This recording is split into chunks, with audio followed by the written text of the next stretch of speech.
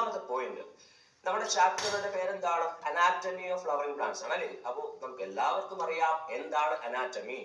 It is the study of എന്താണ് internal features ആരുടെ? Flowering പ്ലാന്റ്സിന്റെ. Okay ആണല്ലോ. അപ്പൊ നമ്മുടെ ഫ്ലവറിംഗ് പ്ലാന്റ്സിനെ വിളിക്കുന്ന പേരെന്താ? ആൻജിയോസ്പെർമ്സ് എന്നാണ്. എന്താണ്? ആൻജിയോസ്പെർമ്സ്.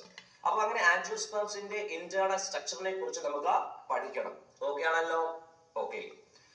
അപ്പൊ ഒരുപാട് സയന്റിസ്റ്റുമാര് അയ്യോ ഈ പറയുന്ന രീതിയിൽ പ്ലാന്റ്സിന്റെ അനാട്ടമിയെ കുറിച്ച് പഠിച്ചിട്ടുണ്ട്, ഡിസ്ക്രൈബ് ചെയ്തിട്ടുണ്ട്. നമ്മുടെ NCERT ടെസ്റ്റിൽ അല്ലയോ കാതറിൻ ഈസ എന്ന് പറയുന്ന സയന്റിസ്റ്റിനെ കുറിച്ചാണ് ഡിസ്ക്രൈബ് ചെയ്തിരിക്കുന്നത്. അപ്പൊ പ്ലാന്റ് അനാട്ടമിയെ കുറിച്ച് നമ്മൾ പഠിക്കുമ്പോൾ നമ്മൾ ബേസിക് നോളജിന് വേണ്ടി അറിഞ്ഞിരിക്കുന്ന ഒരു കാര്യം, ഫാദർ ഓഫ് പ്ലാന്റ് അനാട്ടമി ആരാ മക്കളെ? ഫാദർ ഓഫ് പ്ലാന്റ് അനാട്ടമി എന്ന് പറയുന്നത് നമ്മുടെ നെഹിമെ ഗ്രൂവ് ആണ് father of plant anatomy. Okay. ഇനി ചോദിക്കുക, ഫാദർ ഓഫ് മോഡേൺ